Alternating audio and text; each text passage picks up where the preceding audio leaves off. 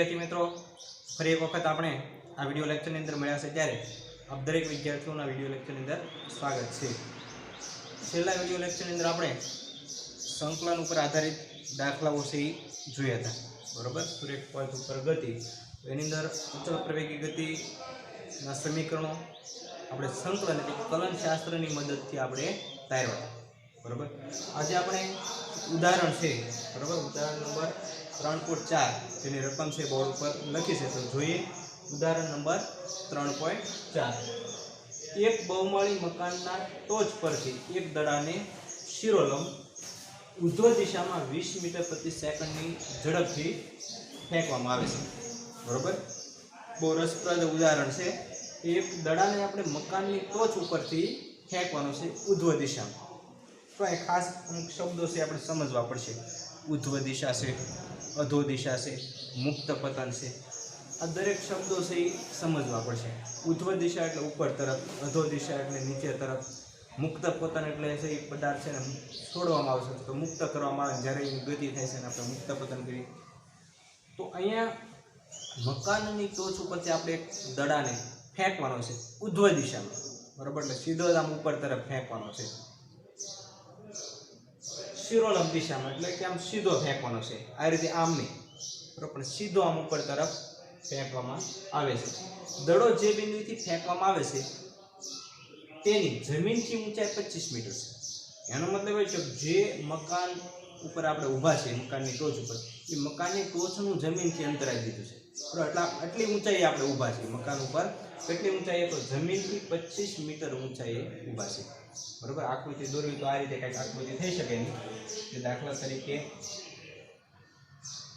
આ કોઈ એક મકાન છે, આ જમીન છે બરાબર, આ જમીન, આ મકાન અને આ મકાનની ટોચ ઉપર એટલે અહીંયા આપણે ઊભા છે। આપણે જે ઊભા સ્થાન છે એને આપણે એ નામ આપી દઈએ। અહીંથી આપણે બોલને ફેંકવાનો છે ઉધ્વ દિશામાં ઉપર તરફ, શિરોલંબ આમ સીધો જ આમ ઉપર ફેંકવાનો છે બરાબર। અહીંથી આપણે બોલને ફેંકવાનો છે।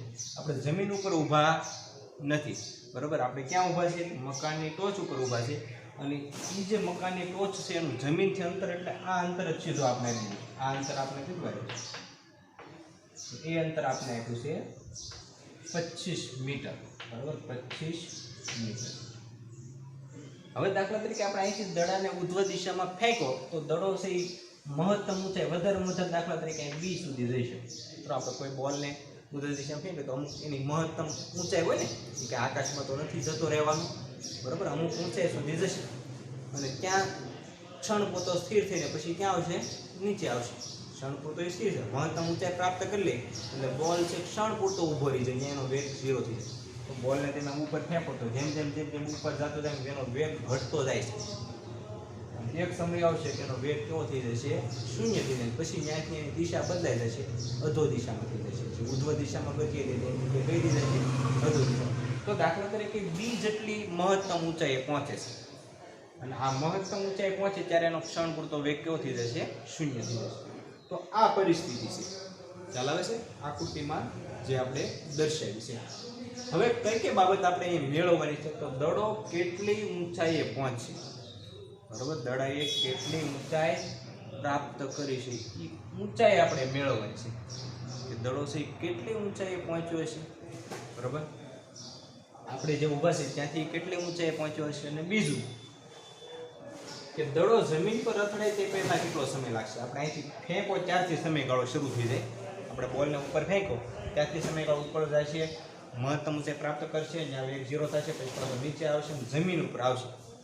તો જમીન ઉપર પહોંચે ત્યાં સુધીમાં કેટલો સમય લાગ્યો હશે એ સમયગાળો આપણે મેળવવાનો છે, જેની વેલ્યુ કેટલી લેવાની છે?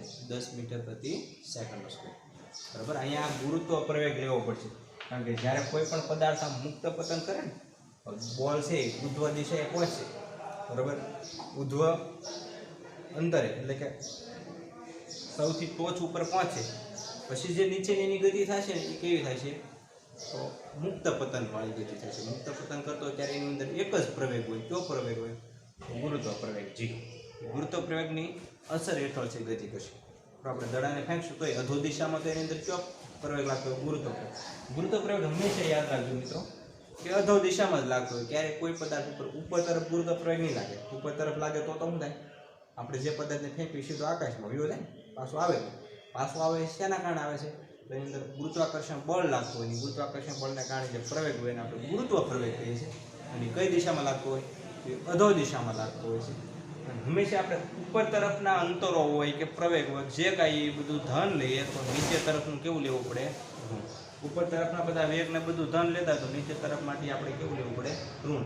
એટલે ગુરુત્વ પ્રયોગ હંમેશા આપણે ઋણ જ લઈશું. જો ગુરુત્વ પ્રયોગ ઋણ નથી, પણ આપણે દિશાની દ્રષ્ટિએ જોઈશું. ઉપર તરફનું બધું ધન લઈએ તો નીચે તરફ કેવું લેવું પડે? ઋણ. ગુરુત્વ પ્રયોગ હંમેશા નીચે તરફ હોય તો આપણે ઋણ લઈશું. હવે આપણે અહીંયા જમીન ઉપર ઉગમ બિંદુ છે એ જમીન ઉપર લેવા છે. ઓ સંદર્ભ બિંદુ તરીકે આપણે જમીનનો ઉપયોગ કરીશું. એટલે બધા અંતર છે જમીનથી માપવામાં આવશે. એટલે ઉગમ બિંદુ છે, બરાબર, ઉગમ બિંદુ એને આપણે ક્યાં લીધેલું છે? તો જમીન ઉપર લીધેલું છે. ખ્યાલ આવે છે? હવે ધારો કે આ મહત્તમ ઊંચાઈ સુધીનું અંતર ધારો કે આપણે ધારી લઈએ y છે. એટલું અંતર કેટલું છે? y. આપણું જે પ્રારંભિક સ્થાન છે એનું જમીનથી અંતર જેને આપણે y0 કહીએ છીએ તો એ એટલું અંતર થાય છે. અહીંથી એટલું અંતર છે એ કેટલું થાય છે? y0. એને આપણે y0 નામ આપીએ. એ આપણને કેટલું આપ્યું છે? 25 મીટર આપી દીધું છે. બરાબર, કેટલું આપ્યું છે? 25 મીટર. એટલું અંતર છે જેને આપણે y નામ આપીએ, સોરી y0. આ y0 છે. અહીંથી ટોચ સુધીનું અંતર, બરાબર, જે b સુધી આપણે જે દડાને ફેંકવાનો છે એ મહત્તમ ઊંચાઈ સુધીનું અંતર છે ને આપણે y નામ આપ્યું. તો હવે એટલું અંતર કેટલું થશે? અહીંથી જમીનથી b સુધીનું અંતર y, જમીનથી a સુધીનું અંતર y0. તો એટલું અંતર કેટલું થાય? a થી b. તો આ માપ થાય y માઇનસ y0. અને આપણે શું કહીશું? y minus y0. અને પહેલા પ્રશ્નમાં જે આપણે પૂછ્યું છે ને એ આપણે આ મેળવવાનું છે કે દડો કેટલી ઊંચાઈ છે. તો ઊંચાઈ આપણે જ્યાંથી ફેંકો ત્યાંથી ગણવાની છે. આપણે ફેંકો ત્યાંથી ઊંચાઈ એટલે આ a થી b સુધીની આ ઊંચાઈ કેટલી છે ને એ આપણે મેળવવું છે. અને એને આપણે શું નામ આપ્યું? y માઇનસ y0 કહીશું. કે ફરી વખત આકૃતિ સમજીએ કે અહીંથી જમીનથી આ ટોચ કે જ્યાં આપણે બોલને મહત્તમ ઊંચાઈ પ્રાપ્ત કરી એ અંતર y છે. જમીનથી આપણે જે ઊભા છીએ તે અંતરને આપણે y0 નામ આપ્યું. તો એટલું અંતર કેટલું થાય છે? તો y માંથી બાદ કરીએ y0 એટલે કે y માઇનસ y0 જેટલું થશે. અને જે આપણે મેળવવાનું છે તો પહેલો આપણે જવાબ મેળવીએ અને ત્યારબાદ બીજા પ્રશ્નનો પણ આપણે જવાબ મેળવીશું. બરાબર, તો પહેલા પ્રશ્નનો આપણે સોલ્યુશન જોઈએ. અહીંયા આપણે અચળ પ્રવેગી ગતિના સમીકરણનો ઉપયોગ કરી શકીએ. કારણ કે અચળ પ્રવેગ અહીંયા કેટલો લઈશું? આપણે ગુરુત્વ પ્રવેગ જેટલો લઈશું. બરાબર, પ્રવેગ જ્યાં લેવાનો આવશે ત્યાં આપણે હંમેશા કયો પ્રવેગ લેવાનો? ગુરુત્વ પ્રવેગ. કારણ કે ગુરુત્વાકર્ષણની અસર હેઠળ છે એ બોલ છે ગતિ કરે છે. ચલો, તો સૌપ્રથમ આપણે આ અંતર મેળવવું છે. બરાબર, આપણી પાસે શું છે અહીં અંદર? તો સૌપ્રથમ તો આની અંદર આપણને જે રકમની અંદર આપ્યું છે, બરાબર, y એટલું અંતર છે 25 મીટર આપેલું છે. આપણી પાસે અંતરના ત્રણ જે ટોટલ અચળ પ્રવેગ ગતિના ત્રણ સૂત્ર છે એમાંથી અંતરના સૂત્રનો આપણે અહીંયા ઉપયોગ કરવો પડશે. કઈ રીતે? તો સૌપ્રથમ આ પ્રારંભિક વેગ, બરાબર, અહીંથી જે આપણે બોલને ફેંકો એ વેગ આપણે આપી દીધો છે v0. જ્યાંથી આપણે બોલને ફેંકો એ વેગને આપણે પ્રારંભિક વેગ કહીશું. અને એ વેગ આપણે કેટલો આપ્યો છે? 20 મીટર પ્રતિ સેકન્ડ. એટલે v0 બરાબર કેટલા આપ્યો છે? 20 મીટર પ્રતિ. હવે અંતિમ વેગ તો મહત્તમ ઊંચાઈ પ્રાપ્ત કરશે ત્યાં આપણને ખ્યાલ છે અંતિમ વેગ કેટલો થઈ જાય? તો 0. રકમમાં આપણે આપ્યો નથી, પણ હંમેશા યાદ રાખો કે કોઈ પણ પદાર્થને ઉધ્વ દિશામાં ફેંકો, દાખલા તરીકે ચોકને ઉપર તરફ આમ ફેંકો તો મહત્તમ ઊંચાઈ પ્રાપ્ત કરશે ત્યાં ક્ષણ પૂરતો સ્થિર થઈ જાય. મહત્તમ ઊંચાઈ પ્રાપ્ત કરીને તરત આમ પાછો નહીં પડે, ક્ષણ પૂરતો સ્થિર થઈ જાય. બહુ ઓછો સમય લેશે સ્થિર થવા માટે, પણ સ્થિર થાય છે. એટલે અંતિમ વેગ હંમેશા કેવો હોય? 0 હોય જ્યારે કોઈ પદાર્થને ઉધ્વ દિશામાં ફેંકવામાં આવે. એટલે v બરાબર આપણે કેવા લઈશું? 0 મીટર પ્રતિ સેકન્ડ. અંતિમ વેગ જેને આપણે v કહીશું તો v બરાબર 0. આ બે વેગ જાણી છે, એક પ્રવેગ આપણી પાસે. તો હવે અંતરનું આપણી પાસે કયું સૂત્ર છે? ઓલા ત્રણ સૂત્ર આપણી પાસે, એમાંથી કયા સૂત્રનો ઉપયોગ કરીશું? તો હવે v² માઇનસ v0² બરાબર 2ax. પણ અહીંયા અંતર છે x ની એક્સની જગ્યાએ આપણે મેળવવાનું અંતર કયું છે? y minus y0. આ અંતર આપણે મેળવવાનું છે, એને આપણે શું નામ આપ્યું છે? y minus y0. એટલે 2ax લેતા ત્યાં આવે y માઇનસ y0. અંતર છે આપણે x કહેતા, એની જગ્યાએ આપણે શું નામ આપેલું છે? y minus y0. નામ તો ગમે તે આપી શકીએ. બરાબર, કારણ કે આપણે આ અંતર ફાઇન્ડ કરવાનું છે એના માટે આપણે નામ આપ્યું y માઇનસ y0 તો y માઇનસ y0 અંતર આપણે મેળવ્યું છે તો એને આપણે કરતા બનાવીએ તો y માઇનસ y0 બરાબર શું આવશે v square minus v0 square એના છેદમાં 2a એની જગ્યાએ આપણે શું લઈશું તો g હવે એની જગ્યાએ ગુરુત્વ પ્રવેગ g ચાલો તો હવે v સ્ક્વેર તો અંતિમ વેગનો વર્ગ એટલે 0 નો વર્ગ થશે માઇનસ v0 તો પ્રારંભિક 20 નો વર્ગ અને છેદમાં 2 ગુણ્યા g એટલે ગુરુત્વ પ્રવેગ અને આપણે માઇનસ 10 લેશું કારણ કે આપણે પદાર્થને ઉપર ફેંકીએ છીએ પણ ગુરુત્વ પ્રવેગ કઈ બાજુ છે નીચે તરફ હંમેશા આ એક સંજ્ઞા પદ્ધતિ યાદ રાખજો કે ઉપર તરફના ધન લઈએ તો નીચે તરફનું કેવું લેવું પડે ઋણ લેવું પડે બરાબર એટલે અહીં ગુરુત્વ પ્રવેગ નીચે તરફ જ હોય હંમેશા ભલે પદાર્થ ઉપર જાય છે ગુરુત્વ પ્રવેગ કઈ બાજુ છે એની પર નીચે તરફ એટલે આપણે ઋણ લીધું આનું સાદરૂપ આપીએ તો 0 નો વર્ગ તો 0 થશે માઇનસ 20 નો વર્ગ તો 4 માઇનસ 2 ગુણ્યા 10 એટલે 20 માઇનસ માઇનસ પ્લસ થઈ જશે 40 ભાગ્યા 2 એટલે કેટલા આવશે 20 આપણું y માઇનસ y0 અંતર છે એટલે એકમ શું આવશે મીટર તો આ આપણને અંતર મળી ગયું કે દડો છે કેટલી ઊંચાઈએ જશે તો દડો છે 20 મીટર ઊંચાઈએ જશે એટલે આ આપણે ઊંચાઈ મળી ગઈ અહીંથી અહીં સુધીની ઊંચાઈ બરાબર આ ઊંચાઈ આપણે કેટલી મળી ગઈ તો 20 મીટર મળી ગઈ ખ્યાલ આવ્યો પહેલો જવાબ મળી ગયો 20 મીટર બરાબર દડો છે કેટલી ઊંચાઈ પહોંચે તો આપણે જ્યાંથી ફેંકો ત્યાંથી કેટલી 20 મીટર ઊંચાઈ કદાચ એમ પૂછે કે જમીનથી કેટલી ઊંચાઈ તો આપણે અંદર 25 ઉમેરી દેવાના કારણ કે જમીનથી પાછું જે મકાનની ટોચનું અંતર એમાં ઉમેરવું પડે આપણે ટોચ ઉપર ઊભા છીએ તો 25 + 20 તો 45 મીટર આવે પણ અહીંયા આપણે સ્પષ્ટતા નથી કરી કે જમીનથી બરાબર આપણે જ્યાંથી ફેંકો ત્યાંથી જ મેળવવાનું હોય અંતર એટલે કેટલું આવશે 20 મીટર આવશે ચાલો હવે આની જ અંદર આપણે એક બીજો પણ સવાલ પૂછવામાં આવ્યો છે અને ખૂબ જ અગત્યનો છે કે દડો જમીન પર અથડાય તે પહેલા કેટલો સમય લેશે તો જ્યાંથી આપણે બોલને ફેંકો ત્યાંથી જમીન પર અથડાય ત્યાં સુધીમાં કેટલો સમય આપણે કયા સમયની ગણતરી કરવા છે તો પહેલા a થી b સુધી જાય છે ઓર b આગળ મહત્તમ ઊંચાઈ પ્રાપ્ત કરી લીધી એટલે b આગળથી પછી નીચે આવશે એટલે પાછો a આગળ a થી પછી જમીન ઉપર આવશે ત્યાં સુધીનો ટોટલ આપણે સમય મેળવવાનો છે એટલે કે a થી b b થી ફરી દાખલા તરીકે આપણે જમીનને o નામ આપ્યું ઉગમ બિંદુ છે તો a થી b ને b થી o સુધી અહીંયા આવે ને દડો ત્યાં સુધીમાં કેટલો સમય લાગ્યો છે એ આપણે મેળવવાનું છે હવે જો અહીંયા જે એનું સ્થાન છે ને એ આગળ એને આપણે y0 એ જે સ્થાન છે એ અંતરને આપણે કેટલું કીધું છે y0 એટલે એ બિંદુ છે ને કેટલી ઊંચાઈ છે તો એ y0 ઊંચાઈ છે હાલ બરાબર સમજીએ ખાલી એ બિંદુ છે y0 એટલે પ્રારંભિક સ્થાન y0 થશે ત્યાંથી દડો જમીન ઉપર આવશે એટલે અંતિમ સ્થાન એનું શું થશે તો એ y એના આપણે અંતિમ સ્થાન બરાબર y બરાબર કેટલા લઈશું 0 થશે દડો જમીન ઉપર આવશે ત્યારે એનું અંતર કેટલું થશે 0 કારણ કે બધા અંતર આપણે જમીનથી જ માપતા હોય હવે દડો જમીન ઉપર પડ્યો તો જમીનનું દડાનું જમીનથી અંતર કેટલું થાય તો 0 થાય કારણ કે જમીનને તો આપણે શું લીધેલી છે ઉગમ બિંદુ એટલે અંતિમ સ્થાન એનું 0 ઉપર છે પ્રારંભિક સ્થાન છે ક્યાં છે તો y0 બરાબર હવે આપણે સમયગાળો મેળવવો છે તો આપણી પાસે સમયગાળો આવતો હોય એવું કયું સૂત્ર છે બરાબર તો આપણી પાસે સૂત્ર છે કે x બરાબર v0t વત્તા 1/2 at² આ એક સૂત્ર આપણી પાસે પ્રારંભિક વેગ આપણી પાસે ને એટલે આપણે આ સૂત્ર વાપરવું પડશે બરાબર બાકી સમયગાળાનું બીજું પણ સૂત્ર છે v બરાબર v0 + at v બરાબર v0 + at પણ આ સૂત્રનો આપણે ઉપયોગ શા માટે નહીં કરીએ છીએ તો આપણે પ્રારંભિક વેગ જાણીએ છીએ અંતિમ વેગ અહીં અથડાય ત્યારે કેટલો વેગ છે આપણે જાણીએ છીએ અથડાય ત્યારે કંઈ 0 ન હોય હે ધીમે દિનામ આવે ધીમે ધીમે ગતિ કરતો અથડાય પહેલાં હાવ વેગ 0 થી એવું થવાનું કોઈ પદાર્થ નીચે અમુક વેગ વધારે છે નીચે એટલે એ વેગ આપણી પાસે છે નહીં જમીન પર અથડાય ને ત્યારનો વેગ નથી એટલે આપણે કયું સૂત્ર આ સૂત્ર વાપરી શકીએ નહીં તો સમયગાળો આવતો એવું 3 સમીકરણ છે આપણી પાસે એમાંથી એક જ વધ્યું એટલે આનો આપણે ઉપયોગ કરશું બરાબર હવે આની અંદર જો x એટલે સ્થાનાંતર એટલે અંતિમ સ્થાન માઇનસ પ્રારંભિક તો અંતિમ સ્થાન કેટલું છે એનું y માઇનસ પ્રારંભિક એટલે y0 x ની જગ્યાએ આપણે શું લઈશું y માઇનસ y0 બરાબર v0t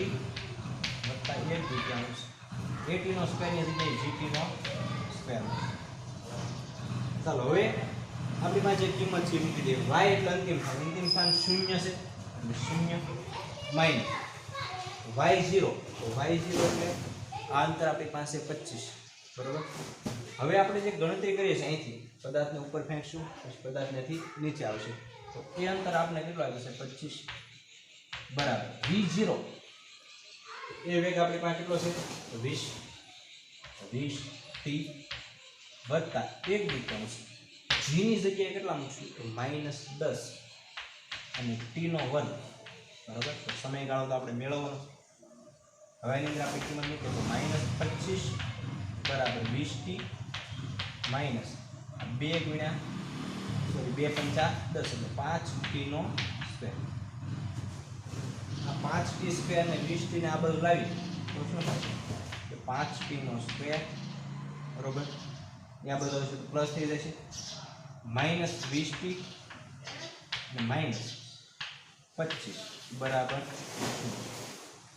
હવે આમાંથી આપણે કોમન કાઢી શકીએ 5, તો કેટલા વચ્ચે t square minus 4t minus 5 બરાબર 0. હવે આના અવયવ પાડી શકાય, બરાબર. શું અવયવ પડશે તો 5 એકા 5 થશે, બરાબર. t સ્ક્વેર માઇનસ 5t વત્તા t માઇનસ 5 બરાબર 0, બરાબર. 2 ની 3 ની 4 ની રીત તમે આગળ શીખી ગયા છો, બરાબર. 9મા 10મા ધોરણની અંદર ગણી લીધા. તો આને આપણે કઈ રીતના છે અવયવ પાડી શકીએ તો t square minus 4t minus 5 હોય તો આપણે શું લખી શકીએ t સ્ક્વેર માઇનસ 5t વત્તા t, માઇનસ 5t માં પ્લસ t જાય એટલે માઇનસ 4t વધે, માઇનસ 5 ગુણ્યા 1, બરાબર. એટલે કેટલા આવશે -5. તો હવે t કોમન કાઢો એટલે t માઇનસ 5 વધે વત્તા 1 કોમન કાઢો એટલે t માઇનસ 5 વધે બરાબર 0. તો એક t માઇનસ 5 આવશે અને એક આવશે t પ્લસ 1 બરાબર 0. તો કાં t માઇનસ 5 બરાબર 0 અને કાં t પ્લસ 1 બરાબર 0. આપણે આમ લખી શકીએ t માઇનસ 5 બરાબર 0 અથવા t પ્લસ 1 બરાબર 0. તો આપણે t ની બે કિંમત મળશે. એક તો t બરાબર 5 સેકન્ડ મળશે, બરાબર, અને એક t બરાબર કેટલા મળશે અથવા t બરાબર -1 સેકન્ડ મળશે, બરાબર.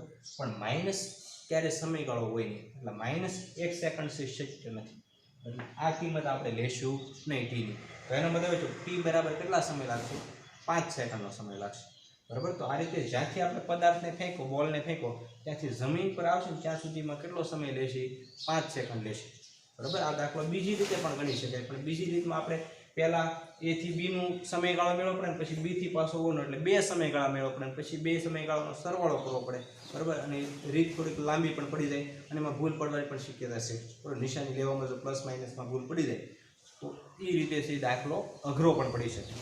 પણ આ રીતે તમે ગણશો તો એકદમ સરળ રીતે, બરાબર. આમાં આપણે બે અલગ અલગ સમયગાળા મેળવીને સરવાળો કરવાની જરૂર રહેતી નથી, સીધો એક જ સૂત્ર દ્વારા આપણે સીધો જવાબ મળશે. ખ્યાલ આવે છે? એટલે આ રીતે આના માટે સરળ રહેશે. ચોકડીમાં બીજી પણ રીત આપી છે, બે રીતે ગણેલું છે, આ રીતે આપણે વધારે સરળ પડશે. ખ્યાલ આવ્યો? ફરી વખત ઝડપથી જોઈ લઈએ કે આપણે અહીંથી પદાર્થને એ આગળથી ફેંકવાનો છે, ત્યાંથી જમીન ઉપર પહોંચે ત્યાં સુધી કેટલો સમય લાગે એ આપણે મેળવે છે.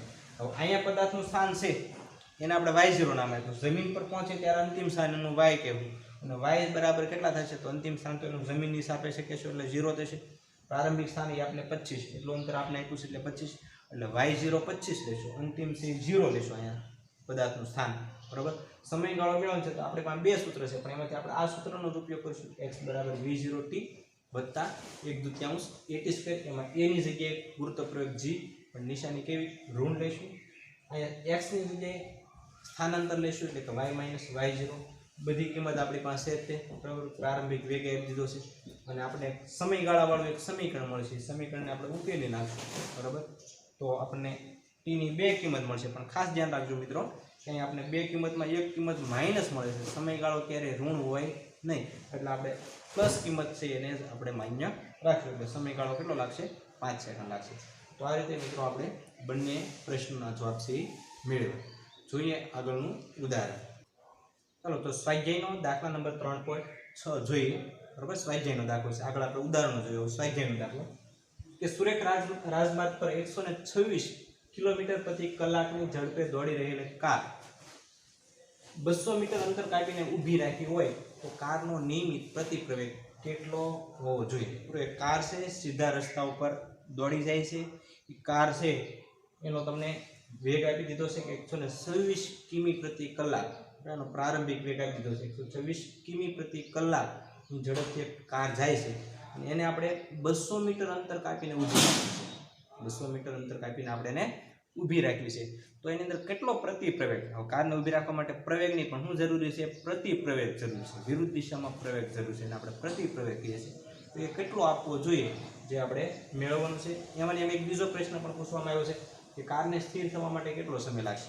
તો કાર ઊભી રહેશે તો ત્યાં સુધીમાં કેટલો સમય લાગી જશે? બરાબર, 200 મીટર અંતર કાપીને જે કાર ઊભી રહેશે તો કેટલો સમય લાગશે, સમયગાળો પણ આપણે મેળવવાનો છે. તો મેળવીએ એવા બંને પ્રશ્નોના જવાબો.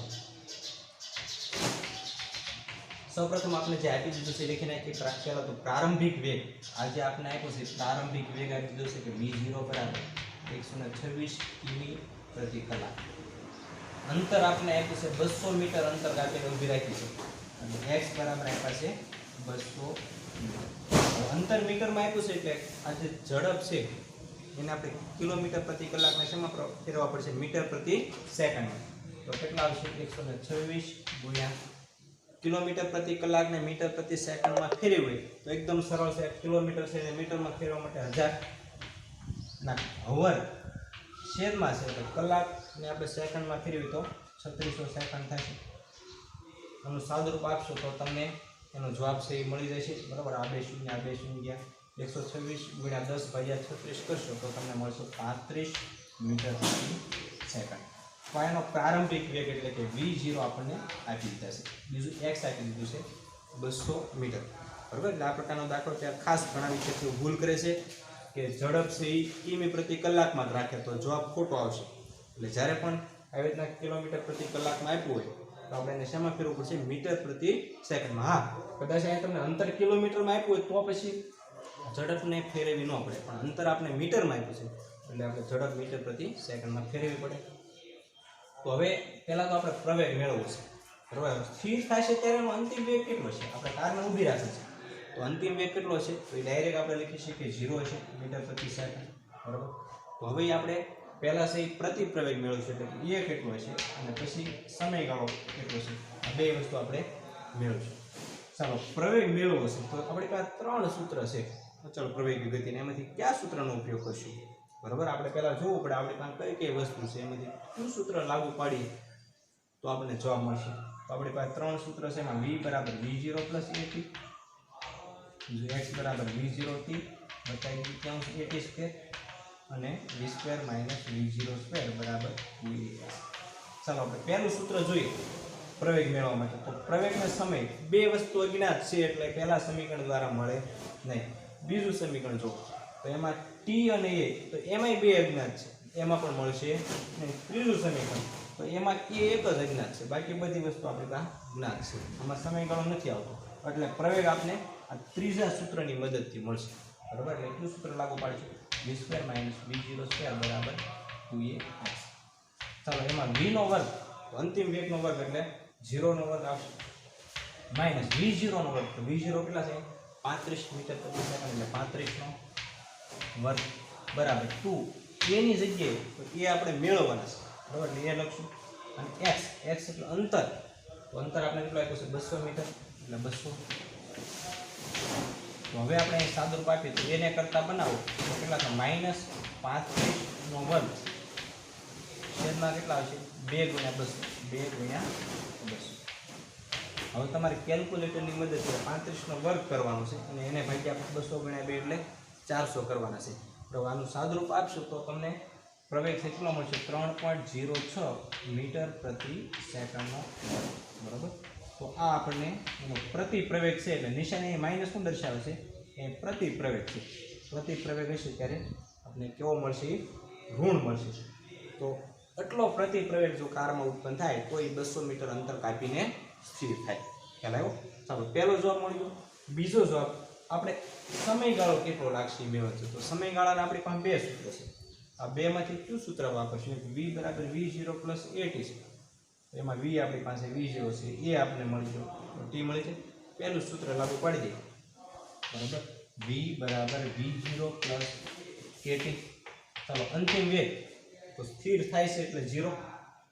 V0 પ્રારંભિક વેગ તો એ આપણને આપી દીધો છે 35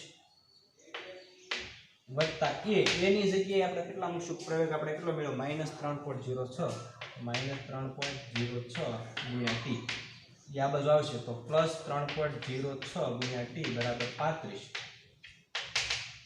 તો t ને કરતા બનાવીએ તો સમયગાળો આપણને કેટલો મળશે 35 ભાગ્યા 3.06 બરાબર 35 ભાગ્યા તમે 3.06 કરશો તો આપણને મળશે 11.45 સમયગાળો છે એટલે એકમ શું આવશે સેકન્ડ આવશે બરાબર તો આ રીતે આપણે બંને વસ્તુ છે મળી ગઈ પ્રતિપ્રવેગ પણ મળી ગયો અને સમયગાળો પણ આપણને મળી ગયો એકદમ સરળ દાખલાઓ છે માત્ર આ પ્રકારના દાખલાઓ ત્યારે રકમ બરાબર સમજવાનું બરાબર પછી જે કાંઈ વસ્તુ છે આપણે આબીસી લખી નાખવાની પછી આપણે વિચારવાનું કે કયું સૂત્ર એ વાપરશું તો આનો જવાબ આવશે બરાબર તમારી પાસે જે અર્થાત પ્રયોગિકના સૂત્ર છે એમાંથી કયું સૂત્ર વાપરવું પડશે તો એ રીતે તમે ગણશો તો તમને સરળતાથી જવાબ મળી જશે બરાબર આ રીતના બીજા સ્વાધ્યાયમાં દાખલા આપ્યા એ પણ તમે ગણજો આપણે પણ અહીં ગણાવશું અને એ સિવાયના અલગ અલગ સાહિત્યોમાંથી પણ તમે દાખલાઓ ગણવાનો પ્રયત્ન કરજો ચાલો આજના વિડીયો લેક્ચરમાં મિત્રો આટલું જ ફરી મળશું કોઈ નવા ટોપિક અથવા તો દાખલાઓ સાથે